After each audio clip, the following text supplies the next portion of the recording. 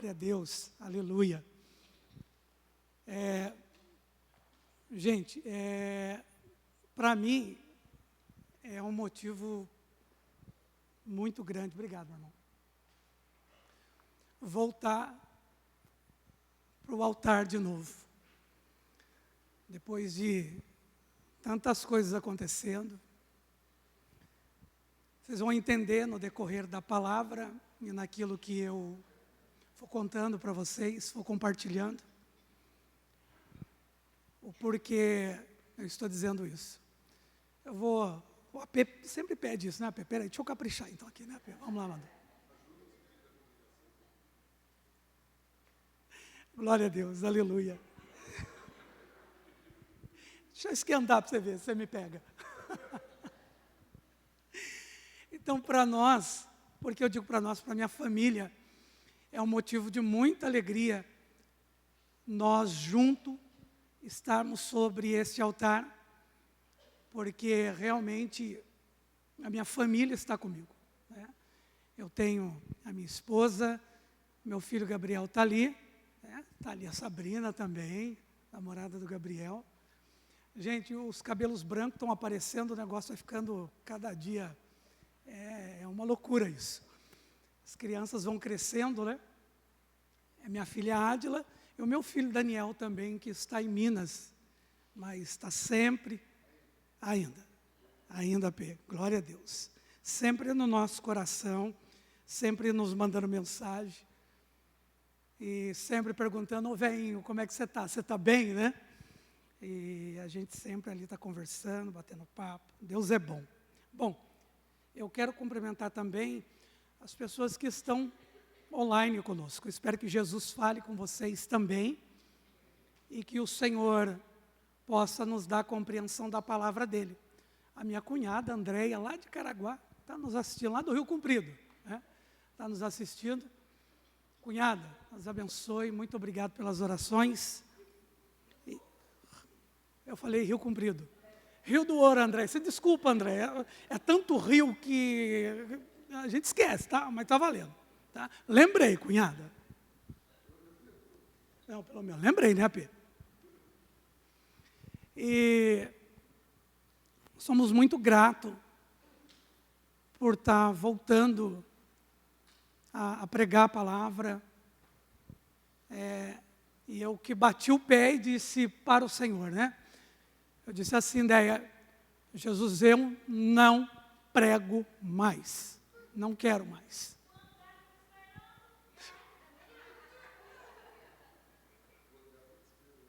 Glória a Deus, aleluia. Gente, vamos orar.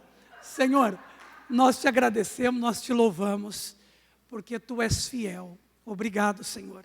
Que o Senhor brilhe neste lugar, que a glória, a honra seja dada ao Senhor, por tudo que o Senhor fez e está fazendo. Muito obrigado, Senhor, por tudo. Que o Senhor possa nos dar graça para ministrar a Tua palavra e que a Tua palavra encha o coração, fale com pessoas, cure, para a glória do nome de Jesus. Amém. A pastora Terezinha está aqui, ela falou que viria e veio mesmo, né, pastora? A mulher de palavra, é isso aí. A pastora Terezinha está aqui também. Sou muito grato pela vida da pastora, muito grato, pastora. Obrigado por tudo, muito obrigado. A dona Lília também está ali, né, a mãe da Sabrina, né? É isso mesmo, dona Lília. Só o Marcelão, que dessa vez não veio, né? Dessa vez não, Marcelão a correria do dia a dia, né? Eu estou de férias, então estou mais tranquilo. Bom, abra comigo, por favor, o Evangelho de João, por gentileza. João capítulo 4, o Evangelho. Nós vamos fazer uma leitura um pouco extensa, mas é para compreensão daquilo que nós vamos ministrar nesta noite. Bom, o Evangelho de João, no capítulo 4, diz assim: os fariseus ouviram dizer que Jesus estava ganhando mais discípulos e batizava mais pessoas do que João. De fato, não era Jesus que batizava, e sim os seus discípulos. Quando Jesus ficou sabendo disso, saiu da Judéia e voltou para a Galileia. No caminho, ele tinha de passar pela região de Samaria. E ele chegou a uma cidade de Samaria chamada Sicar, que ficava perto das terras que Jacó tinha dado ao seu filho José. Ali ficava o poço de Jacó, e era mais ou menos meio-dia quando Jesus, cansado da viagem, sentou-se perto do poço. Uma mulher samaritana veio tirar água e Jesus lhe disse: por favor, me dê um pouco de água. Os discípulos de Jesus tinham ido até a cidade comprar comida. A mulher respondeu: o Senhor é um judeu e eu sou samaritana. Então como é que o Senhor me pede água? Ela disse isso porque os judeus não se davam com os samaritanos. Então Jesus disse: se você soubesse o que Deus pode dar e quem é que está lhe pedindo água, você lhe pediria e ele lhe daria a água da vida. Ela respondeu: o senhor não tem balde para tirar água do poço, e já vou te avisando que ele é fundo. Como é que o senhor vai conseguir essa água da vida? Nosso antepassado Jacó nos deu esse poço, e ele e os seus filhos, os seus animais, beberam água daqui. Será que o senhor é maior e mais importante do que Jacó? Então Jesus disse: quem beber dessa sua água, tornará a ter sede de novo. Mas a pessoa que beber da água que eu lhe der, nunca mais terá sede, porque a água que eu lhe der, se tornará nela uma fonte de água que dará a vida eterna. Então a mulher pediu: por favor, me dê essa água. Assim eu nunca mais terei sede e não precisarei mais vir até aqui buscar água. Vá chamar seu marido, disse Jesus, e volte aqui. Eu não tenho marido, respondeu a mulher. Então Jesus disse: você está certa a dizer que não tem marido, pois já tivesse 5, e esse que você tem agora não é seu de fato. Sim, você falou a verdade, a mulher respondeu. Agora eu sei que o Senhor é um profeta. Os nossos antepassados adoravam a Deus nesse monte, mas vocês, judeus, dizem que é Jerusalém o lugar aonde deve se adorá-lo. Jesus disse à mulher: creia no que eu digo, chegará o tempo em que ninguém vai adorar a Deus neste monte e nem em Jerusalém. Vocês samaritanos, não sabem o que adoram, mas nós, judeus, sabemos o que adoramos, porque a salvação vem dos judeus. Mas virá o tempo, e de fato já chegou, em que os verdadeiros adoradores vão adorar o Pai em espírito e em verdade, pois são esses que o Pai está procurando. Deus é espírito, e por isso os que adoram devem adorá-lo em espírito e em verdade. A mulher respondeu: eu sei que o Messias, chamado Cristo, vai vir. E quando ele chegar, ele vai explicar tudo para nós. Então Jesus afirmou: pois eu que estou falando com você, sou o Messias. Diga glória a Deus. Naquele momento chegaram os seus discípulos e ficaram admirados, pois ele estava conversando com uma mulher. Mas nenhum deles perguntou à mulher o que ela queria. E também não perguntaram a Jesus por que motivo ele estava falando com ela. Em seguida, a mulher deixou o seu cântaro e voltou até a cidade e disse a todas as pessoas: venham ver o homem que disse tudo o que eu tenho feito. Será ele o Messias? Muitas pessoas saíram da cidade e foram para o lugar aonde Jesus estava. Comigo no 39, no versículo 39, ainda do mesmo capítulo. Diz assim: muitos samaritanos daquela cidade creram em Jesus, porque a mulher tinha dito: Ele me disse tudo o que eu tenho feito. Quando os samaritanos chegaram ao lugar onde Jesus estava, pediram a ele que ficasse com eles, e Jesus ficou ali mais 2 dias. E muitos outros creram por causa da palavra, da mensagem dele. Eles diziam à mulher: agora não é mais por causa do que você disse que nós cremos, mas porque nós mesmos ouvimos falar e sabemos que Ele é, de fato, o Salvador do mundo. Glória a Deus. Feche os teus olhos, por favor. Orem comigo. Jesus, nós te agradecemos pela tua palavra. Pedimos que o Senhor nos mostre o que ainda não enxergamos nessa leitura. Que o Senhor nos revele ainda aquilo que nós não percebemos.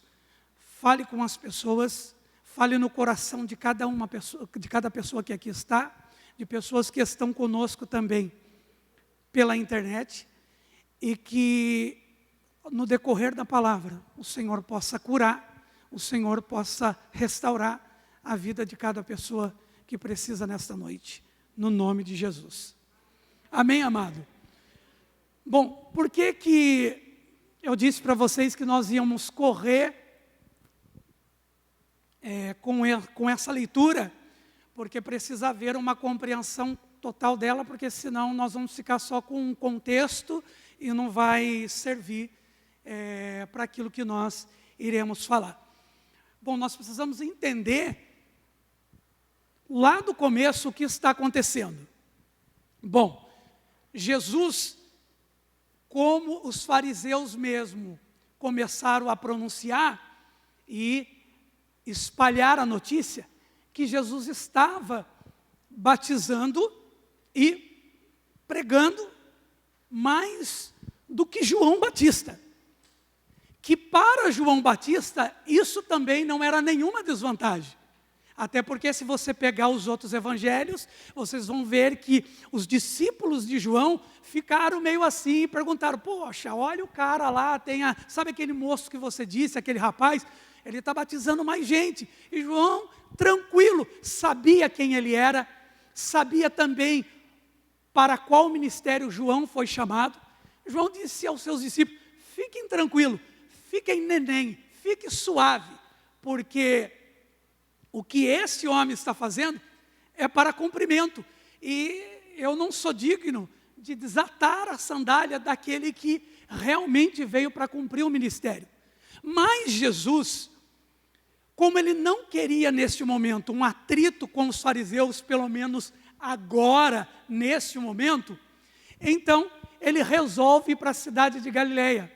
Ele diz, então a palavra diz, olha, então Jesus sai, vai para outra cidade, e ele diz, olha, vamos embora para Galileia, porque nós temos que passar por lá.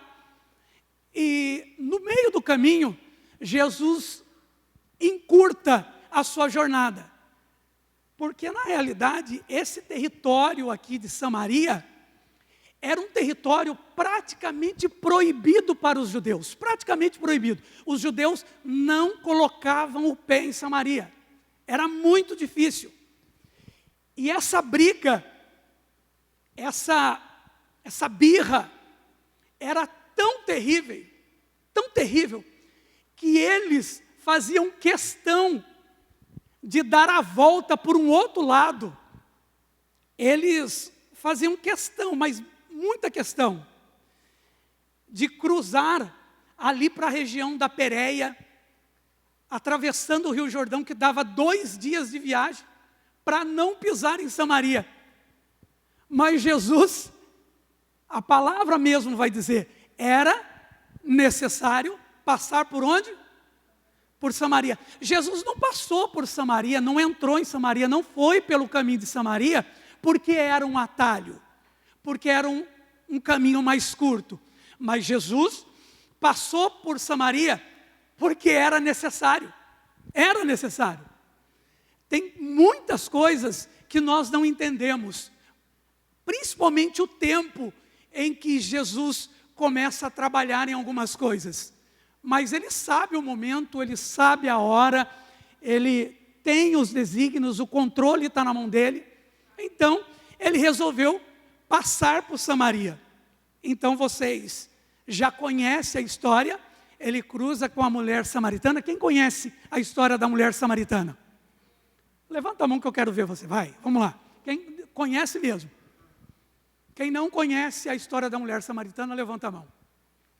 Quem já conhece, levanta a mão. Quem não conhece nada, levanta a mão também, vai. Então, vamos lá.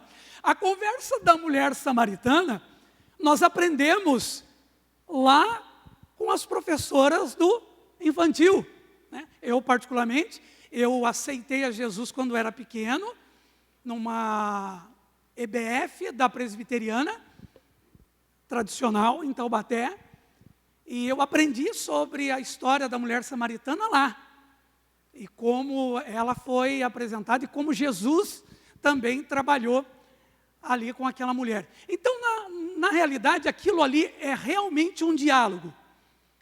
Só que Jesus não estava sozinho, Jesus estava com os seus discípulos. E aqui para nós, os discípulos também não estavam daquele jeito também não, gente. Os discípulos não estavam muito Jesus ali também não. Então, quando Jesus chegou a um determinado território de Samaria, Ele disse assim para os discípulos: faz o seguinte, vai vocês comprar comida e deixa comigo aqui, pode me deixar, eu estou um pouco cansada. A palavra diz que Jesus estava cansado, fadigado, né? Imagina Jesus cansado, gente. Mas, como Ele era humano também, né? Ele era homem, Ele cansou. E os discípulos foram e só ficou Jesus ali. E foi bom que os discípulos não estivessem ali, chegassem depois. E você vai entender o porquê. Então, Jesus estava sentado perto de um poço de água. Então chega essa mulher ao meio-dia, né? Sexta hora, acredito que é isso, né, AP? Meio-dia. Vai dar meio-dia aí. Sol praticamente escaldante. Meio-dia, né, AP? Não estou errando, não. Meio-dia, gente, ó. Meio-dia. Sol escaldante, vem aquela mulher, então, para retirar a água daquele poço. Não era muito comum que as mulheres saíssem, né? As pessoas saíssem naquele horário. O horário normal era mais cedo, porque o sol era muito forte, era muito escaldante. Então essa mulher tinha um porquê, ela saía nesse horário, ela vinha sozinha ali para retirar água. E vocês já conhecem, quando ela chega, Jesus está ali sentado, ela não sabe quem é, e Jesus vê aquela mulher já trabalhando para tirar a água. Jesus diz para ela: olha, você pode me dar um pouco d'água? Ela olhou bem para ele,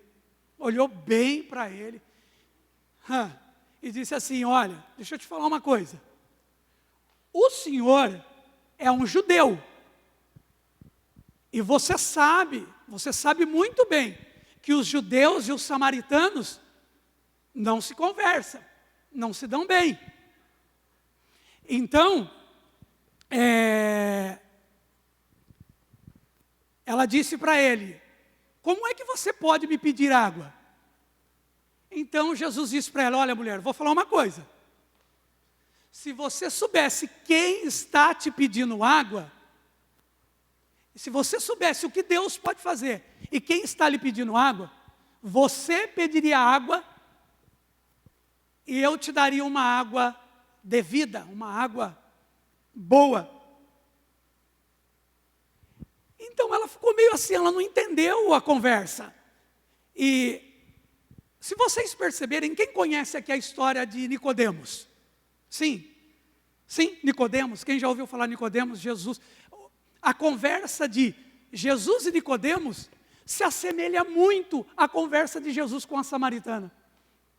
A diferença é que Nicodemos era uma pessoa totalmente preparada, mas não entendia o que Jesus estava falando, assim como essa mulher também.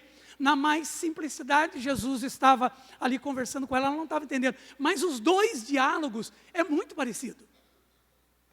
E Então ela disse para ele, vou te falar uma coisa. O senhor está dizendo dessa água aí, mas o senhor não tem um balde para tirar água. E eu vou te avisando que o poço aqui é fundo, hein? É muito fundo, eu conheço esse poço melhor do que você. Este poço aqui foi dado pelo meu antepassado, Jacó. Por acaso você é maior do que Jacó? Não sabe de nada, né, inocente, coitada. Coitada, não sabe de nada. E Jesus disse para ela, olha, eu vou te falar uma coisa. Se eu te dar da água que eu tenho, vai jorrar dentro de ti uma fonte. E nunca mais você terá sede. Olha que proposta. Veja só, essa mulher, ela já chegava naquele horário porque alguma coisa tinha acontecido. Alguma coisa estava acontecendo. Que nós vamos entender. Mas é quase que hilário ver Jesus. Tenta imaginar comigo. Jesus, a fonte, sentado do lado de um poço. É hilário, gente. Jesus, a fonte, sentado do lado de um poço. Pastor, como que o senhor pode afirmar que Jesus era a fonte? Quem está com a Bíblia aí? Rapidinho. Quem está com a Bíblia? Abre Zacarias 13:1. Olha o que diz. Zacarias 13:1. Naquele dia haverá uma fonte jorrando da água. E ali os descendentes de Davi e os outros moradores de Jerusalém poderão se lavar de todos os pecados e de todas as impurezas. Apocalipse 22:1 também vai dizer, e mostrou-me um rio puro de água da vida, claro como um cristal, que precedia, que procede, que vem do trono de Deus e do Cordeiro. Glória a Deus! Olha que hilário, a fonte do lado do poço. Um poço, ele é um poço comum, aliás, ele pode ser um poço comum, artesiano, semi-artesiano, enfim, mas ele tem uma intervenção humana. Mas essa fonte que estava do lado do poço, era uma fonte tremenda, era uma fonte viva, que quando Jesus disse para ela assim, olha, eu tenho uma proposta para você, se você tomar a água que eu te dou, nunca mais você terá sede. Nunca mais você terá sede. Olha que proposta, ela disse, olha, vamos fazer o seguinte, me dá dessa água, por favor, me dá dessa água agora, porque eu nunca mais terei que voltar a este lugar, eu nunca mais terei que sair neste horário, e eu não vou colocar mais os meus pés aqui, com essa água que você está me dizendo. Jesus disse, eu te dou essa água, mas faz o seguinte, vai chamar o teu marido. Aí, deu pênalti. Olha para o teu irmão e diz para ele, deu pênalti.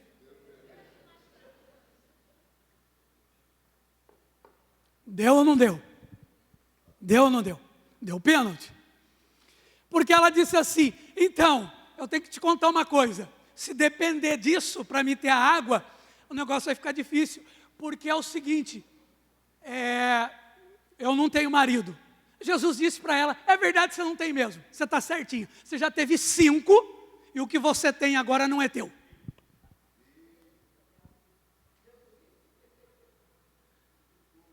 Ao gol, né? Ao gol. Aí ela, depois disso, né, gente? Nossa, eu vejo que o senhor é um profeta. Eu vejo que o senhor é um profeta. E a conversa muda.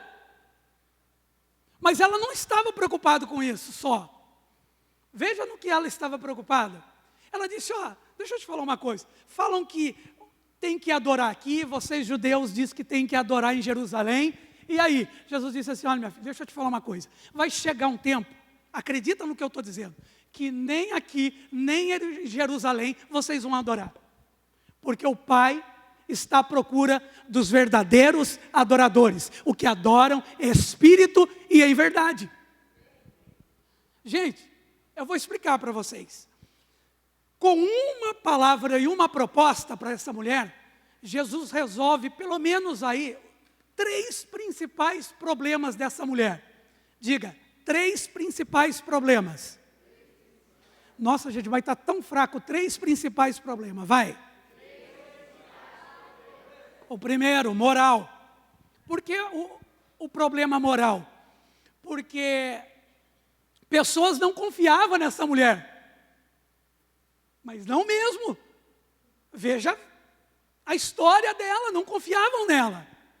Segundo problema, o problema social. A inimizade, a birra, o ódio de outra pessoa. E lembra quando eu disse para vocês que era melhor que os discípulos não estivessem ali? É por conta disso, por conta desse problema social que essa região vivia e esse povo vivia em relação aos judeus. Bom, gente, para ficar bem simples, quem eram os samaritanos? Na realidade, os samaritanos eram um misto de judeus com gentios. Era uma miscigenação e eles, para os judeus, não eram considerados puros. Então, por isso havia essa birra, essa briga. Mas, enfim, Jesus veio e resolveu esse problema social, tá? Porque essa mulher passou a conversar com Jesus. E o maior problema, na minha visão, o problema espiritual. Por que o problema espiritual? Porque ela estava confusa. Como adorar a Deus, como servir realmente ao Senhor. Tanto que o diálogo dela foi para onde? Olha, Jesus falou da vida dela. Em poucas palavras ela disse, então tá bom, te vejo que é um profeta, diz para mim, onde é que a gente tem que adorar? Esse problema espiritual dela, na minha visão, era um dos maiores problemas. Porque depois disso,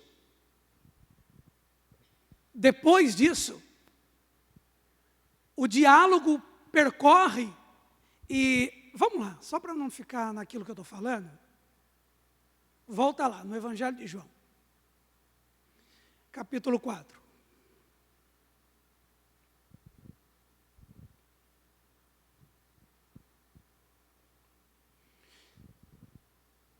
Então Jesus diz ali para ela, estou aqui no versículo, vamos lá, no versículo 24. Então, Jesus está dizendo para ela, olha, Deus é espírito e por isso os que adoram devem adorá-lo em espírito e em...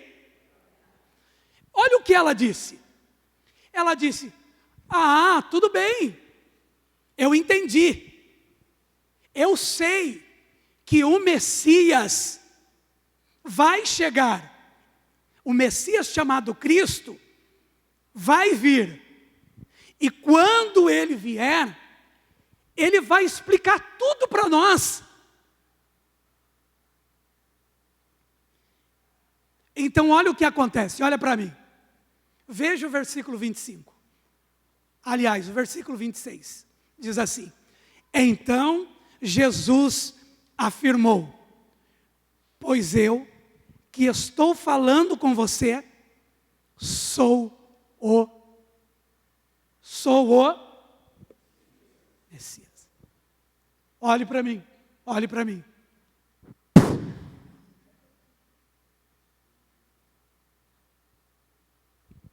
Mais ou menos isso.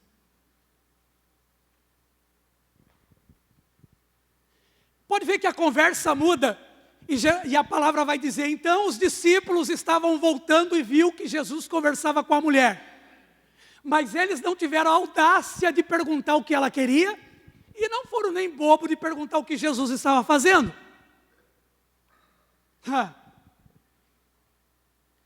Veja a reação da mulher. Em seguida, no versículo 28, em seguida, a mulher deixou ali o seu cântaro. Quantos da sua Bíblia está o cântaro? Está escrito cântaro? Sim ou não? Na minha está pote, mas cântaro é só para a gente fazer aí para entender melhor. Joia? Legal? Então tá.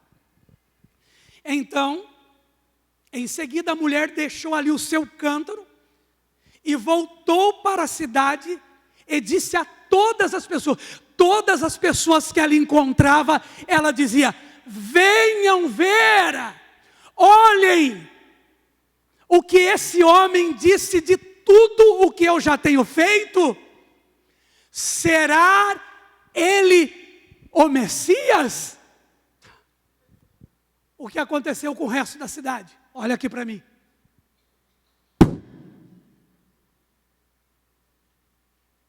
Por quê? Porque ele é maior do que o poço. Ele é maior do que o poço.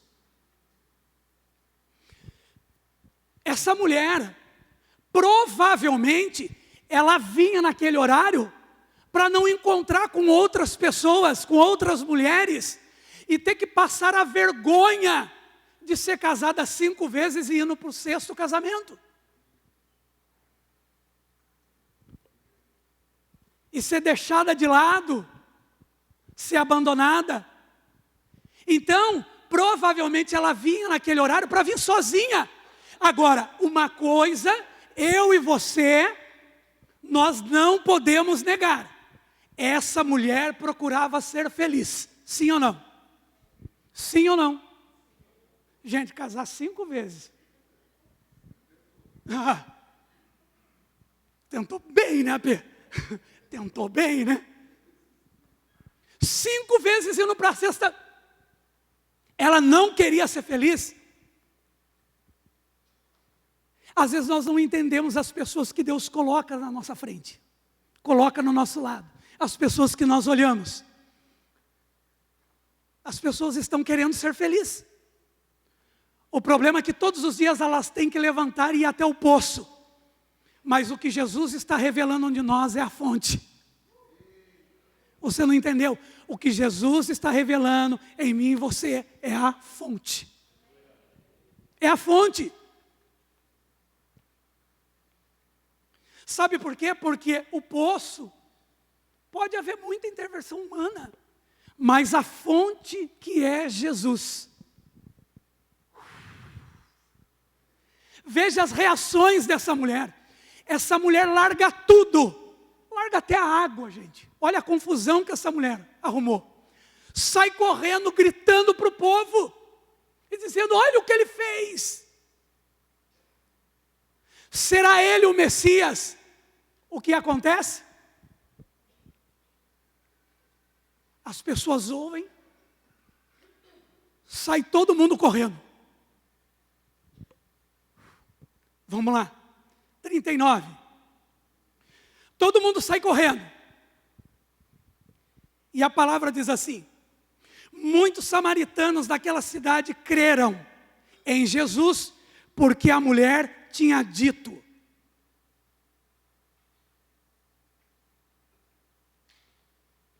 Mas não era a mulher desprezada. Não era a mulher que ela tinha que andar sozinha, ela tinha que fugir. Mas a palavra diz que muitos samaritanos creram porque a mulher tinha falado. E ela repete, ele disse tudo sobre mim. E quando os samaritanos chegaram ao lugar onde Jesus estava, pediram que ele ficasse. E a Bíblia diz que Jesus ficou mais dois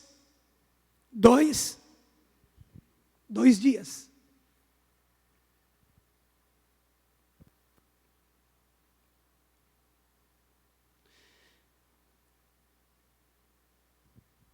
Veja o que mudou nessa mulher. Veja a situação dela. Uma mulher que buscou a vida toda ser feliz. Encontra, ao invés do poço, uma fonte, e ela acaba se transformando em uma fonte. Ela se transformou numa fonte.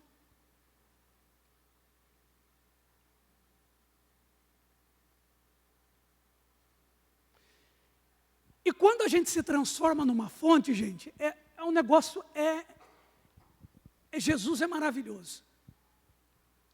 Vocês repararam que dentro dessa leitura, quando os discípulos chegam do mercado, que tinha comprado comida, Jesus estava conversando com a mulher, e a mulher já tinha corrido a avisar o povo. Sabe qual foi a primeira pergunta, ou a primeira palavra que os discípulos disseram? Não foi glória a Deus, não foi aleluia, mas foi: mestre, o senhor não vai comer? Nós compramos pão, o senhor não vai comer? Olha, na boa, dá uma olhadinha na resposta de Jesus. Ah, meu Deus. Jesus diz assim: gente, vocês não estão entendendo. O pão que eu tenho, a comida que eu tenho, vocês não podem nem imaginar. Aí a palavra vai dizer assim, que os discípulos ficaram um perguntando para o outro: será que alguém já trouxe comida para ele? Veja, quando essa mulher foi encontrada por Jesus,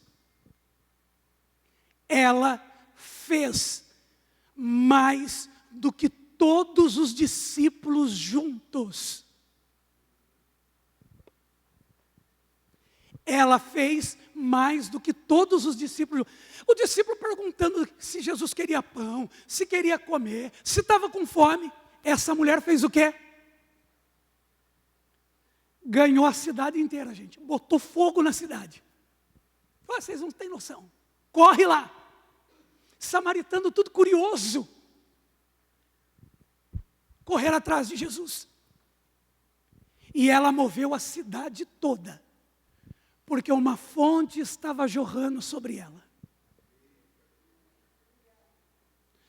Só para deixar claro para vocês, que essa fonte está aqui. Ela está aqui. Ela está em nós. E eu não sei qual é a sua necessidade. Aliás, também, nesse momento,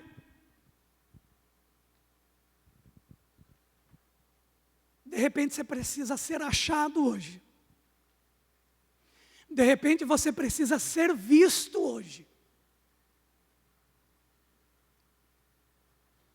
E pode ser que você está esperando um poço, mas a fonte está do teu lado esperando você.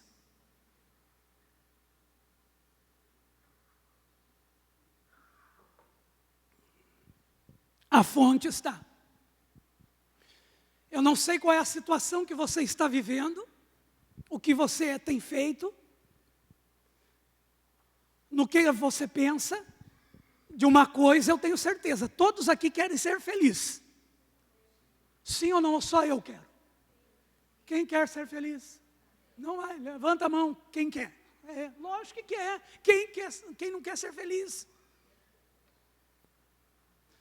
A diferença é, você está buscando o poço, ou você está a fim de encontrar a fonte?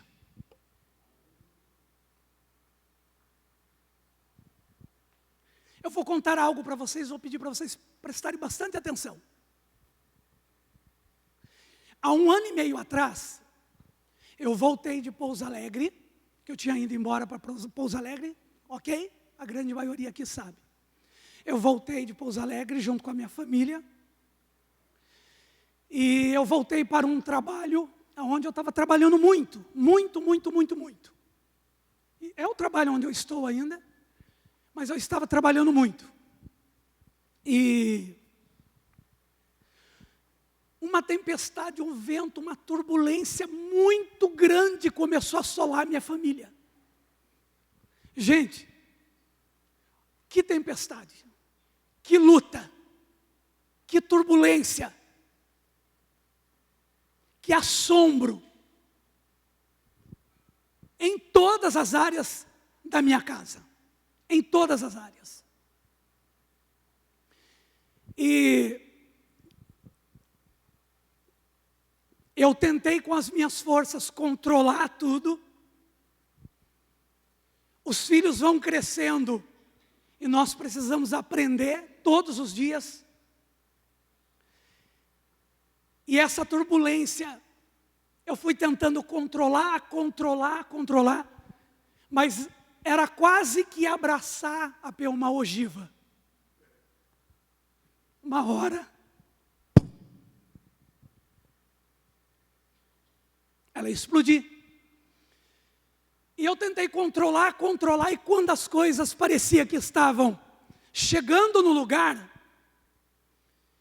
eu disse para o Senhor, eu estava trabalhando muito também, mas não era por conta do meu trabalho, porque o trabalho não é o problema é onde está o nosso coração. Então aí, eu disse para o Senhor, Senhor, eu não quero mais fazer a obra, não quero mais. Fazer a obra, vamos pegar aqui para os mais novos, né? Fazer a obra, eu não quero mais nada, eu não quero mais pregar, eu não quero mais servir, eu não quero fazer mais nada, Jesus. Eu sinto que eu fracassei com a minha família. Eu estou envergonhado e eu não quero mais. Não quero mais. Chega. Não quero mais. Fechei a minha Bíblia e disse, não vou mais. Pessoas me ligavam e perguntavam para mim, olha, dá para você vir pregar? Eu falei, eu não prego mais, não falo mais, não tenho mais nada. A minha mulher, a Debrinha, né? Quem conhece é a Debrinha, gente. Ela sabia do que eu estava falando. E chegou um tempo em que eu me lembro que eu moro muito próximo do meu trabalho e estava indo trabalhar a pé, andando. Eu disse para Jesus, eu disse assim, Jesus, deixa eu dizer uma coisa para o Senhor. Eu não quero mais. Eu quero seguir com a minha vida. Eu quero deixar o Senhor cuidar daqueles que realmente estão precisando. Porque eu preciso seguir, Jesus. Eu vou seguir trabalhando, exatamente essa conversa. Eu vou seguir trabalhando. O Senhor pode trabalhar na vida de quem precisa mais. Tem muitas pessoas precisando muito mais do que eu. Era mais ou menos, Jesus, me esquece. Literalmente, Jesus me esquece. E passou-se o tempo. E eu fui ocupando o meu tempo com esportes. Perdi peso, comecei a correr 8, 10 quilômetros. Estava feliz, muito feliz. Olhava e dizia, nossa, perdi 20 quilos, maravilha, correr mais. E essa era a minha vida. Disse, não quero mais. E chegou em setembro, outubro do ano passado. Eu precisava passar no médico e eu passei num urologista de rotina. Eu nunca tinha passado, passei. E quando eu passei nesse urologista, ele disse, você está tudo bem? Está tudo legal? Eu disse sim. Ele falou, você tem alguma coisa para me falar? Sente alguma coisa? Eu disse, olha, eu sinto sim, eu estou sentindo um desconforto no meu testículo esquerdo. Ele está um pouco aumentado, mas nada mais. Ele disse, tá bom, vamos fazer os exames de rotina. Exame de sangue. Fiz todos os exames. Fiz também uma ultrassom, trouxe para ele. Ele pegou a minha ultrassom, olhou no retorno e disse para mim, olha, você tem uma inflamação aqui, mas os seus exames de sangue estão tininos, estão ótimos. Você parece um molecão. Já até arrumei assim, meu Deus, então um molecão. Tá bom. Ele falou, tem uma inflamação aqui, nós vamos te dar um remédio, um antibiótico e você vai repetir o exame de novo. Tomei o antibiótico por 15 dias, repeti os exames, a ultrassom, e voltei até ele. Ele pegou a ultrassom, aquela inflamação, ela tinha diminuído bem. E ele olhou meu ultrassom e disse: olha, a tua ultrassom não mostra nada, mas como você está? Ele falou: olha, eu vou te fazer um exame clínico. Clinicamente eu vou te avaliar. E quando ele foi me avaliar, ele olhou para mim e disse assim: Oliveira, deixa eu te falar uma coisa. Eu acho que você está com um tumor de testículo. Aquela hora. Gente, naquela hora, ele disse: ó, mais nada de correria, vamos fazer mais um exame, a tua ultrassom não mostra nada. Vou pedir para você fazer uns exames marcadores tumorais. E vamos ver. Fiz os exames, trouxe para ele, isso já era novembro. E quando ele pegou meus exames, ele olhou de novo a outra ultrassom e disse: olha, sua ultrassom não tem nada, não aparece nada. Ele falou: nunca vi isso na minha vida. Ele falou: tenho anos de profissão, isso aqui para mim é um mistério. Ele falou: só que clinicamente, quando eu te avalio, para mim você tem um tumor de testículo. Os seus exames marcadores tumorais estão todos perfeitos, você não tem nada. Ele diz: só que você já é pai de 3 filhos grandes, você já tem vasectomia. Ele falou: não posso esperar mais, Oliveira. Ele falou: eu vou te operar, nós vamos ter que fazer uma cirurgia e retirar. E ele disse: eu só quero que você refaça uma ressonância, mas dessa ressonância eu já estou marcando a sua cirurgia para o dia 16 de janeiro. Então fiz a ressonância no dia 26 de dezembro, ela estava pronta. No dia 5 de janeiro eu levei para ele. Ele olhou a minha ressonância e disse assim: cara, não aparece nada. Ele falou: não aparece nada. Ele falou: mas a sua cirurgia está marcada, eu vou operar você. Então no dia 16 de janeiro eu me internei e eu fiz a cirurgia, uma cirurgia, meu Deus, terrível, mas era preciso. Só que tem um porém, em tudo isso que estava acontecendo, eu não sabia para quem clamar, para quem conversar, para quem falar. Uma sensação de morte, uma depressão, começou a tomar conta de mim. Uma sensação de morte horrível.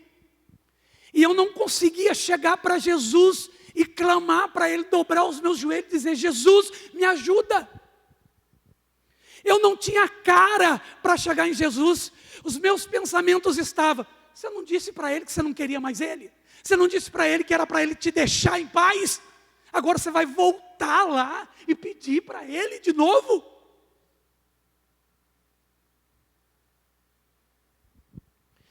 E aquela sensação horrível estava dentro de mim, uma sensação de morte, uma depressão horrível. Eu não sabia mais o que fazer. Eu não sabia orar, não conseguia orar. Então eu abri a palavra em Salmo 139. E eu comecei a orar o Salmo. E eu cheguei naquela parte onde ele diz, o salmista diz: se eu subir ao céu, lá está. Se eu descer, lá está, o mais profundo do mar. Senhor, sonda o meu coração e vê se há algum caminho mau. Isso mexeu tanto com a minha família, gente, isso mexeu tanto com a minha esposa. Só eu sei, ela sabe o quanto ela ficou preocupada, o quanto os meus filhos ficaram abalados. Eu fiz a cirurgia, a minha família começou a se levantar, eu comecei a criar coragem e orar de novo, apóstola. E eu não tinha força, eu orava o Salmo 139. Eu não sei nem quanto tempo eu fiquei no Salmo 139, mas eu só orava o Salmo 139. E o que mais engraçado começou a acontecer é que pessoas começaram a mandar mensagem de outras cidades, pessoas que eu não via há anos, e dizia: é o pastor Wagner? Mandavam mensagem, dizia: diga ao pastor Wagner que a Assembleia de Deus, a igreja tal, está de joelhos dobrado orando por ele. Diga ao pastor que muitos de nós aceitamos a Jesus porque um dia ele pregou aqui. Eu dizia: Jesus amado, o que eu faço? As minhas irmãs, a igreja pentecostal Ariel de Taubaté do meu cunhado, saudoso pastor Davi, orava, ligavam para Débora em oração, fora as outras pessoas que se levantaram daqui, que começaram a saber e começaram a orar. Então fiz a cirurgia, aguardei 40 dias pela biópsia, tinha a esperança da biópsia, né? O médico diz: vamos aguardar a biópsia chegar. E quando a biópsia chegou, eu peguei a biópsia online, isso era uma quarta-feira, numa quinta-feira eu tinha urologista de novo, justamente para falar sobre a biópsia. E eu estava trabalhando, quando eu abri online o meu resultado, estava lá, escrito seminoma. Lógico, gente, curiosão, peguei, fui pesquisar o nome, câncer de testículo. Ai, gente, eu não conseguia andar, eu não conseguia me mover, eu não conseguia fazer nada, eu só pensava na Débora, nos meus filhos. Eu dizia: como que eu vou chegar em casa, como eu vou dar essa notícia para minha família, o que eu vou fazer? Então eu não saí do meu trabalho, eu ficava andando para lá e para cá, pensando como chegar na minha casa. E quando eu fui chegar na minha casa, ela já veio, ela já sabia que o resultado ia sair, ela disse: aí o resultado? Aí eu olhei para ela, a gente já estava orando, né? O Salmo 139. Então, eu disse para ela: olha, bem, nós vamos... Ela não gosta que eu chame ela de bem, né, gente? Mas tudo bem, vamos lá. Eu disse: olha, amor, é o seguinte, nós vamos ter uma guerrinha aí para enfrentar. Falei para ela: porque eu estou com câncer. Um câncer de testículo e eu não sei o que fazer. Eu estou desesperado. E nós sentamos no sofá. Ela não queria chorar para não me desanimar, e eu não queria chorar para desanimar ela. Os meus filhos chegaram, foi a primeira coisa que eles perguntaram. E quando foi para ir no urologista no outro dia, nós levantamos bem de manhã, nós estávamos fazendo devocional na nossa mesa. Eu catei todos os exames, a biópsia eu coloquei em cima da minha mesa. Eu disse assim: Jesus, tu me sonda, tu me conhece, tu sabe como está o meu coração, tu sabe como estão as minhas emoções. Mas eu me rendo ao Senhor, porque eu não consigo resolver esse problema. Eu não consigo mais resolver. Fugiu da minha mão. Eu não sei o que fazer. Eu estou desesperado. Eu estou com medo. Eu acho que vou morrer. Mas Jesus está aqui nas tuas mãos. Faz o que o Senhor achar que tem que ser feito. Então nós fomos para o médico. Quando eu cheguei no consultório, o médico me chamou. Eu tremia mais do que vara verde. Gente, tremia. Quando eu entrei, ele disse: ô Oliveira, tudo bem? Como que você está? Está recuperando a cirurgia? Eu disse: estou. Ele disse: olha, notícia boa aqui para nós, tá? Eu falei: peraí. Eu entrei sozinho, né? A Débora ficou. Eu falei: o que o senhor disse? Ele falou: notícia boa. Eu falei: o senhor está certo do que o senhor está falando? Ele falou: não, é, porque eu preciso pegar minha esposa. E ela tem crise de ansiedade. Se o senhor não ajudar ela, vai acontecer um negócio aqui. Eu falei: não, pode pegar a tua esposa. Peguei ela, sentamos. Ele disse assim: olha, deixa eu te falar uma coisa. O que você teve realmente foi um câncer. Mas o prognóstico desse tumor que você teve não é um prognóstico ruim. Ele falou: é até estranho o que eu vou te falar, mas é um prognóstico bom. 99% de cura.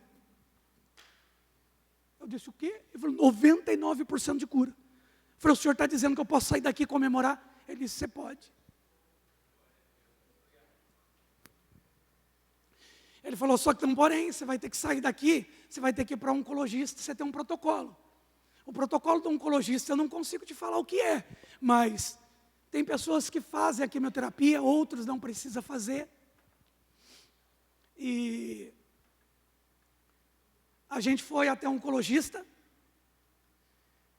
uma semana depois, mas na semana, gente, eu comecei a orar, meu Deus do céu. Uma semana orando pela oncologista, pau, orando pela oncologista. Quando eu pisei no consultório dela, eu tremia igual vara verde, gente. E elas não falam nada, né? Só vai lendo papel, exame. E ela disse, isso aqui, fora de risco, fora de risco, fora de risco. Ela disse para mim, Oliveira, deixa eu te falar uma coisa. Existem 4 fatores de risco. Quando ela falou fatores de risco, eu já estava desmaiando, gente. Não, é sério. O senhor ri, mas é verdade. Eu comecei a quase desmaiar, ter uma crise de ansiedade, uma crise de pânico muito grande. A Débora estava do meu lado. Gente, o Sérgio falou uma coisa, o evangelista, Sérgio falou uma coisa, e é verdade. Ele disse assim, pastor, a Débora tem 1,55 m, 54 e pouquinho, 55, não dá uma... Falou, mas ela é um amaciante concentrado, profético. Ela rende, mais rende, mais rende. E quando eu estava desmaiando ali, né, fiquei branco, pálido, né, não é isso, amor? Ela começou a falar comigo, ela começou a colocar as mãos em mim. Eu comecei a passar mal. E a doutora disse para mim, falou assim, Oliveira, calma, guri, fica tranquilo. Ela falou, olha, para que eu possa te liberar, você tem que seguir o protocolo. O teu protocolo pede quimioterapia, então você precisa fazer. O seu protocolo pede 2. Dos 4 fatores de risco, 3 você passou longe, mais 1 você esbarrou. Então você precisa fazer 2 quimioterapias. Ela disse, só que tem gente que quer fazer e tem gente que não quer. O que você quer fazer? Então eu disse para ela, olha, escuta aqui, doutora. Branco, quase desmaiando. Faz uma semana que eu estou orando pela senhora. Para que a senhora me dê um melhor tratamento. Me dê a melhor direção. Ela disse, olha, deixa eu te falar uma coisa. Você está falando com uma médica mais cristã. E o melhor tratamento para você é passar pelas 2 quimioterapias. Ela disse, você é forte, você vai conseguir. Você vai superar. Vou chamar a galera aqui da adoração. Vem, AP. Vem, AP. Ó, que moral que eu estou, não, gente? Vem, AP. Vamos. Uma galera meio veterana, meio moça, né? Tá uma benção. Gente, então eu comecei a fazer as quimioterapia. Eu fiz a primeira. Foi horrível. Horrível. Horrível, horrível, horrível, horrível. Uma depressão tomava conta da minha casa. A minha esposa sofrendo muito. Mas eu tenho muita gente para agradecer. Muita gente para agradecer. Jesus em primeiro lugar, porque Ele me encontrou de novo. Porque Ele me encontrou. Mas, gente, o meu Jesus era a minha mulher. O meu Jesus tinha 1,55 m. Porque nas madrugadas, quando eu comecei a passar mal, essa mulher levantava. Ela chorava sozinha. E eu tentava ficar firme. Sabe aquela coisa de homem? Mas era terrível. Terrível, terrível, terrível. E depois disso, a notícia que eu estava passando por isso começou a correr. Eu tive que parar de trabalhar. Eu, pastora Lúcia, apóstola, que eu não mais, que não queria parar de trabalhar, corria para lá e para cá, disse, não, trabalha comigo mesmo. Disse, não, vou trabalhar. Eu tomei um castigo, gente, para o corpo, né? Não de Jesus, para o corpo, porque eu tive que parar com tudo, e até de trabalhar. Eu fiz a cirurgia, logo veio as quimioterapias, e eu não conseguia trabalhar, eu não conseguia me levantar, eu fui afastado do trabalho. Eu dizia, Senhor, o que eu vou fazer? O que eu vou fazer, Jesus? E Jesus estava ali comigo. Eu falei, cara, fica tranquilo. Eu não sou um poço, eu sou uma fonte. Eu não sou um poço, eu sou uma fonte. Gente, começou a levantar pessoas de tudo quanto é lado, gente. Com compaixão com a minha família. Recursos. Foi algo extraordinário. Algo extraordinário. Eu não podia imaginar o quanto aquilo estava acontecendo. Eu fazia o meu devocional dentro da quimioterapia. Falei, porque se eu não aguentar, Jesus, pelo menos eu estou aqui lendo a tua palavra, o Senhor não vai esquecer de mim. Lembra-te de mim. Quando entrar no teu reino, estou aqui. Né? Começávamos o devocional nosso lá na quimioterapia. Começava, ela dizia, vou colocar a medicação. Eu falei, vai. E já começava o devocional. E a Débora ficava de olho, e aí, está bem? Eu falei, tô, vamos lá. E na segunda quimioterapia, as pessoas já estavam sabendo, eu já tinha feito a segunda quimioterapia. E eu estava numa depressão muito forte, eu ficava muito deprimido. No sofá da minha casa. A Débora sentada comigo.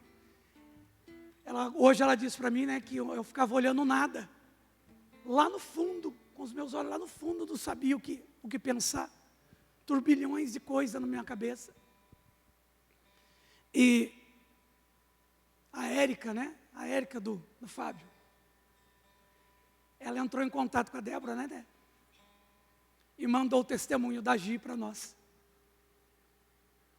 E a Débora começou a contar o testemunho da Gi para mim naquela hora. Eu estava numa ansiedade, estava muito ruim naquele momento. Eu comecei a escutar uma canção, e dessa canção que eu estava escutando, eu comecei a chorar, e eu dizia, Jesus, só não me deixa murmurar. Só não me deixa murmurar, eu não quero murmurar. Não me deixa murmurar. E o testemunho da Gi, como, eu já falei isso para você, como o seu testemunho me edificou, como o seu testemunho me curou. No momento mais difícil da minha vida. Que testemunho, gente. A Débora contando o testemunho, e eu sentindo Jesus lavar o meu coração. Jesus lavando meu coração. Eu não estava comendo nada naqueles 3 dias, né? Naqueles 3 dias eu não estava comendo nada, estava insuportável. Aí quando foi no outro dia eu acordei, e o tratamento de Jesus é maravilhoso, apóstolo. Porque no outro dia eu acordei, eu estava sentindo fome, eu disse, eu estou sentindo fome. Ela falou, então vamos comer. E quando chegou na hora do almoço, era um domingo. Gente, é uma loucura isso que eu vou te falar, mas é verdade. Por conta da medicação destruindo as células. Depois, quando você vai se recuperando, gente, o desejo que dava de comer as coisas. E naquela hora eu estava no meu sofá, eu disse assim, ai Jesus, eu queria tanto comer churrasco. Eita glória. Eu queria tanto comer churrasco. Aí o Gabriel escutou o que eu disse. Ele disse, pai, fica tranquilo, que hoje o senhor vai comer churrasco. eu vou buscar o churrasco. Aí ele trouxe o churrasco, eu comi, né? Comi pouquinho, mas era mais aquele gosto daquela coisa. E quando eu terminei de almoçar, daí eu sentei no meu sofá e disse assim, ai Jesus amado, o churrasco estava bom, mas eu comeria um doce fácil. Gente, podia ter contado, 1, 2, 3, 4, 5, toca a minha campainha. Encomenda para o senhor Wagner. Encomenda para mim? Falei, deixa vir, gente. A Adila desceu, daqui a pouco veio uma sacolinha, Moisés, um saquinho de papel. Como é que chama o lugar? Como é que chama? Bananas. Abrimos, ela disse, você não vai acreditar. Nanicas, você não vai acreditar. Acabou de chegar um banoffee para você. Ei, calabaçúbia. Gente, Jesus é bom demais. Jesus é bom demais. Ah, mas comi, gente. Comi com força. Com força. Eu quero que você fique de pé. Por favor.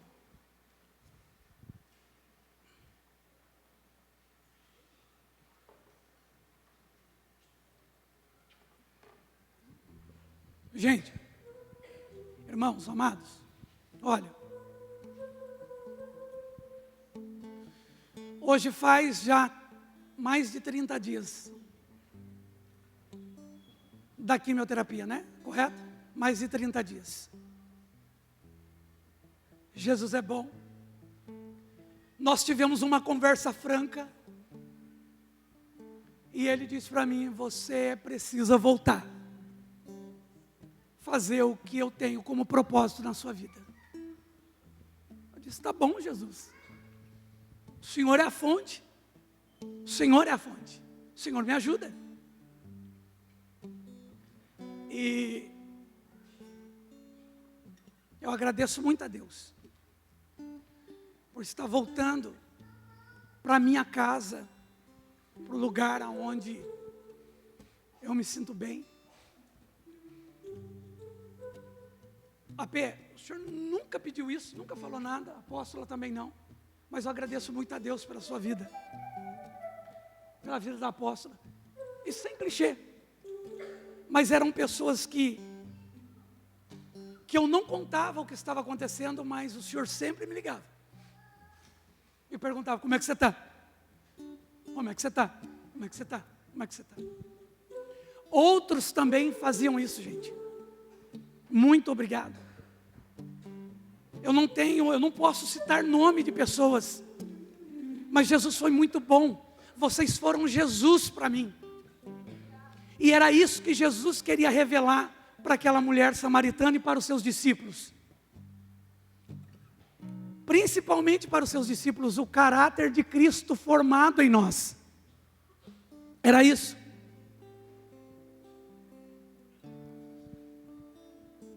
Pastor, e daqui por diante? Daqui por diante eu estou na mão dele. Eu estou na mão dele. Eu já cumpri o que eu devia fazer. A médica já me deu alta e falou, vai rapaz, vai viver a sua vida. Eu te vejo aqui, mas daqui 3 meses a gente conversa para os exames de rotina. Mas vai fazer o que Jesus te chamou para fazer.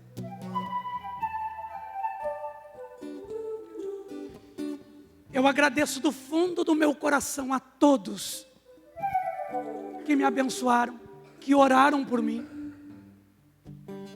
que se gastaram na oração. Eu não tenho como pagar vocês, a não ser orar, continuar orando por vocês. E foi assim, gente, da mesma forma que Jesus encontrou a mulher samaritana, eu fui encontrado de novo, nos meus assombros, na minha tempestade, esperando um poço. Mas Ele é a fonte da vida. Ele é a fonte. Eu quero orar com vocês. Jesus, realmente, Jesus, eu falei tudo aquilo que o Senhor colocou da Tua palavra durante esses dias em que eu orava. Realmente o Senhor é uma fonte. E todas as palavras, tudo que precisamos está no Senhor. Eu sou grato por tudo que o Senhor tem feito, por tudo que o Senhor fez com a minha família e tudo que o Senhor está fazendo. Eu sou grato porque o Senhor me deu a oportunidade de falar do Senhor de novo. Muito obrigado, Jesus. E eu peço, Jesus, que se alguma pessoa aqui está,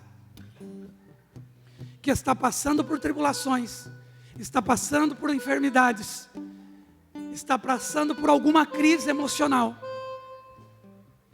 que elas sejam visitadas e curadas no nome de Jesus. No nome de Jesus elas sejam curadas. Abençoa cada pessoa que aqui está, Senhor Jesus. Abençoa as pessoas que estão na internet e que estão ouvindo essa palavra. Que pessoas sejam curadas, porque para Ti não há limites, Senhor Jesus. Para Ti não há limites. Para Ti não há limites. Eu Te agradeço do fundo do meu coração e digo para Ti, Jesus, eu Te amo. Muito obrigado. Muito obrigado, Jesus. Muito obrigado.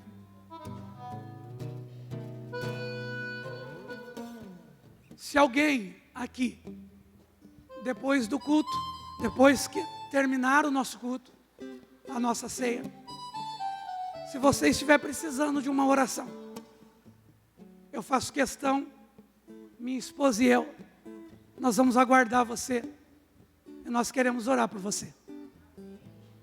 Eu não te prometo nada, eu só digo para vocês que existe uma fonte e ela é verdadeira. Deus abençoe a todos vocês, muito obrigado, vocês possam aplaudir o Senhor. Eu sei que Tu me sonhas.